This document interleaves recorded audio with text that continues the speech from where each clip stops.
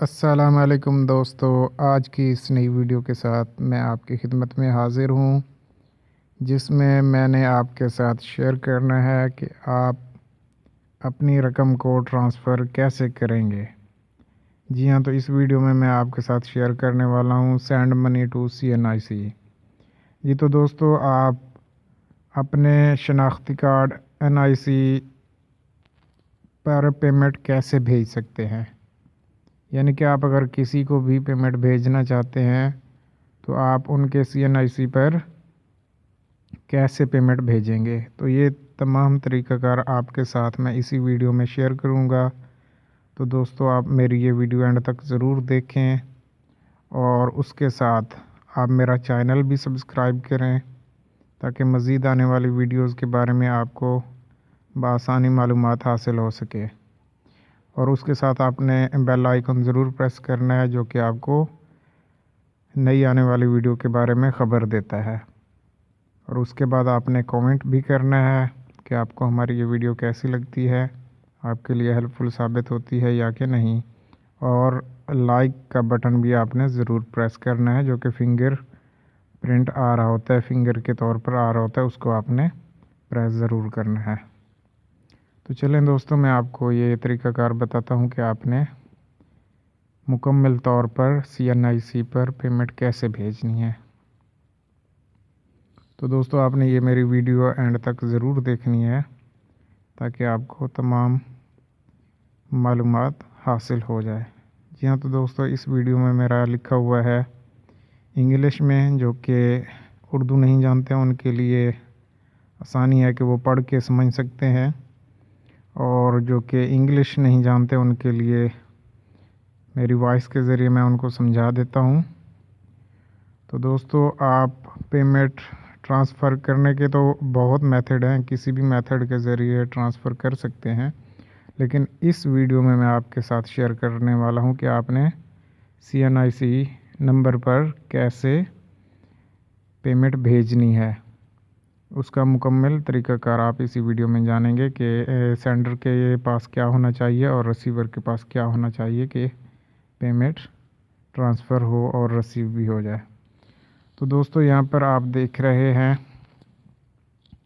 कि any person with a valid CNIC can send और receive money from any Jazz cash agent across Pakistan.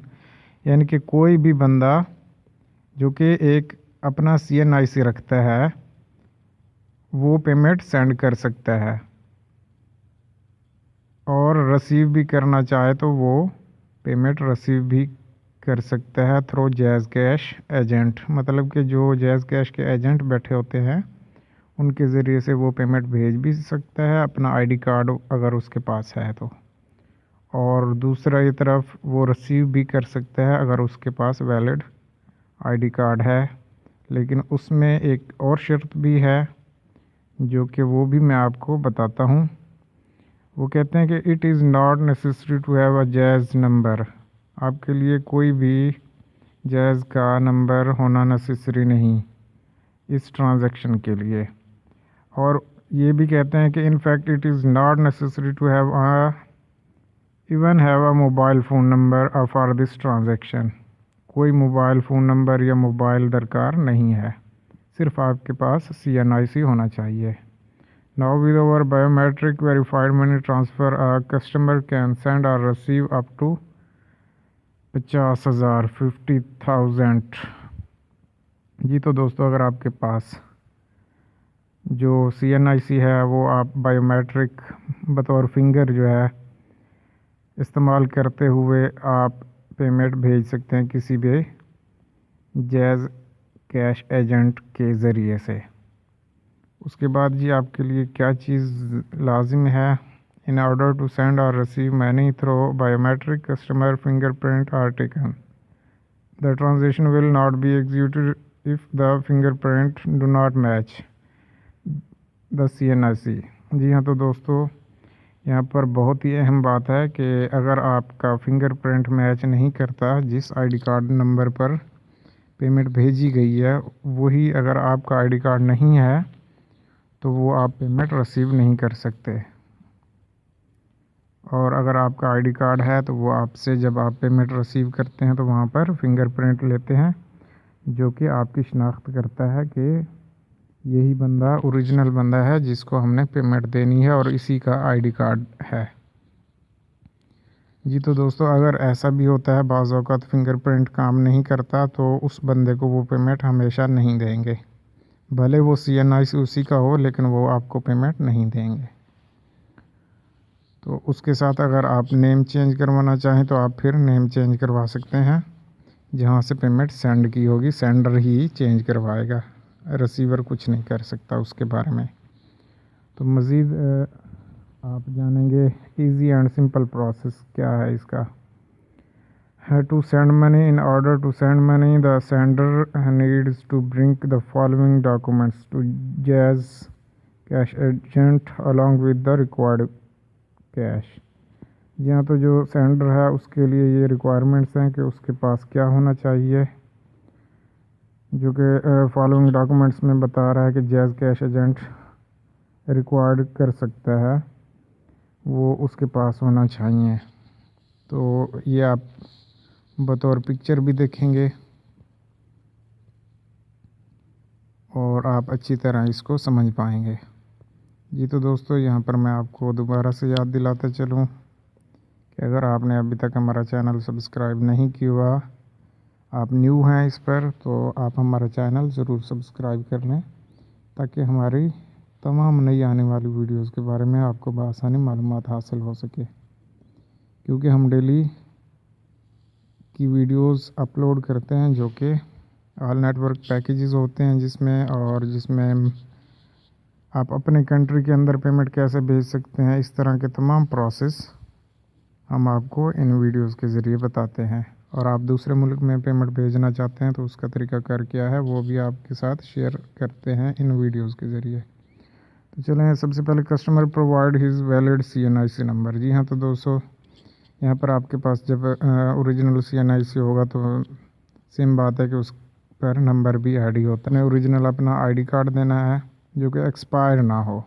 ये याद रखना कि सेंडर और रिसीवर दोनों बंदों का जो है ना आईडी कार्ड एक्सपायर नहीं होना चाहिए, सबसे अहम बात यही है। जी हाँ, provides valid CNIC number of the रिस्पेंड्स।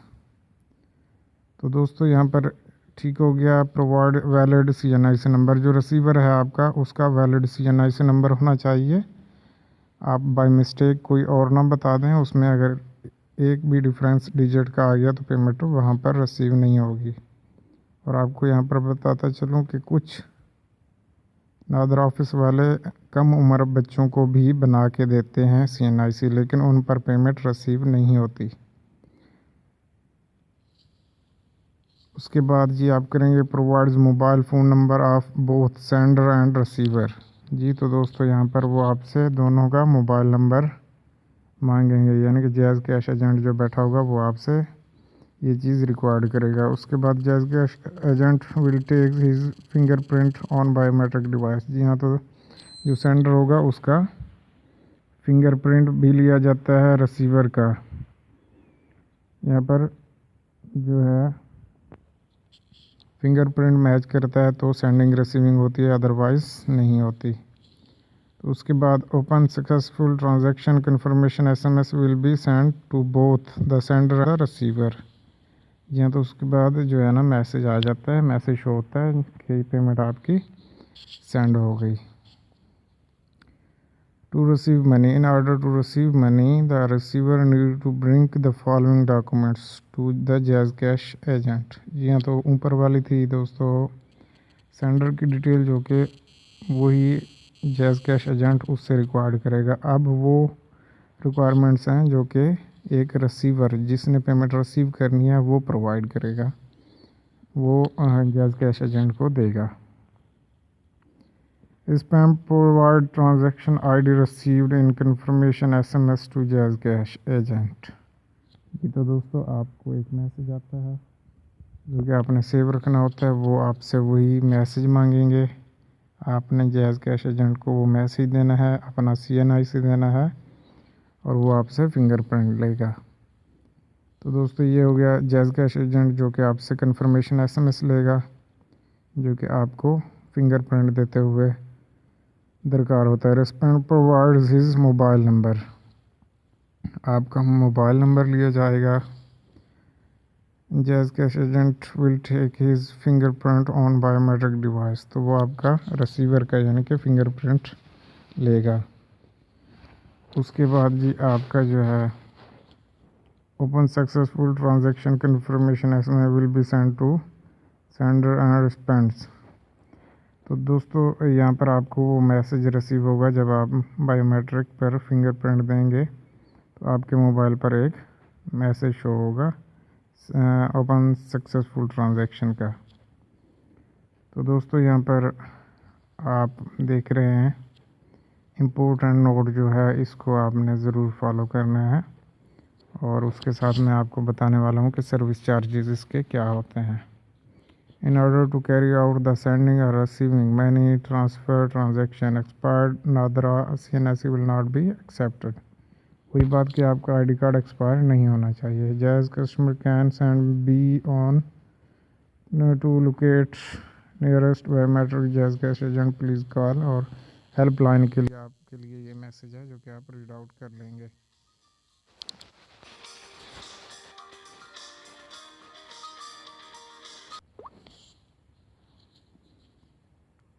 जी तो दोस्तों इसके सर्विस चार्जेस हम देखते हैं वो कितने होते हैं। ट्रांजैक्शन सिलेबस PQR टोटल फ़ी, जी हाँ, आप 1 रुपये से अगर 1000 रुपये तक भेजते हैं तो 60 रुपये चार्जेस हैं। अगर रिसीविंग करते हैं तो सेम वही बात है, एक तरफ से जो है ना इस पे चार्जेस लागू होते हैं, दोनों तरफ से लागू नहीं होते। उसके बाद जी अगर आप 1001 रुपये से ऊपर तक 2500 तक भेज सकते हैं, जिस पर चार्जेस हैं 120 रुपये। 2501 रुपये से 4000 तक हैं 180 रुपये। 4001 रुपये से 6000 तक हैं 240 रुपये फ़ी, यानी कि चार्जेस आपसे वो लेंगे। उसके अलावा एक ही साइड से लेंगे, दूसरी मतलब अगर रिसीवर की तरफ से लेते हैं तो सेंडर नहीं देगा, और अगर सेंडर देता है तो फिर रिसीवर नहीं देगा। 8001 रुपये से 10,000 तक 350 रुपये। 10,001 रुपये से 13,000 तक 400 रुपये। 13,001 रुपये से 15,000 तक 450 रुपये। 15,001 रुपये से 20,000 तक 600 रुपये फ़ी है, और 20,001 रुपये से 25,000 तक 750 रुपये फ़ी है। 25,001 रुपये से 30,000 तक 900 रुपये फ़ी है। 30,001 रुपये से 40,000 तक 1100 चार्जेस हैं। फिर 40,001 रुपये से 50,000 तक 1300 रुपये चार्जेस हैं, यानी कि PQR में, पाकिस्तानी रुपीज़ में। ये सेंडिंग आपको मैं बता रहा हूँ पाकिस्तान के तौर पर, जो कि पाकिस्तान में आप CNISA पर पेमेंट भेज सकते हैं। यहाँ तो दोस्तों ये थी आज की वीडियो, जिसमें हमने आपके साथ शेयर किया कि आप पेमेंट कैसे भेज सकते हैं CNIC पर, और उसके चार्जेस क्या होंगे, उसके तरीक़ाकार मुकम्मल क्या है, सेंडर और रिसीवर की तरफ से क्या चीज़ें रिक्वायर्ड होती हैं। तो वो तमाम चीज़ें हमने आपके साथ शेयर की इसी वीडियो में। और अगर आप मज़ीद चाहते हैं कि CNIC के अलावा अगर आप मोबाइल नंबर पर पेमेंट भेजना चाहें, वो भी हम आपको इन वीडियोस के ज़रिए बताएंगे।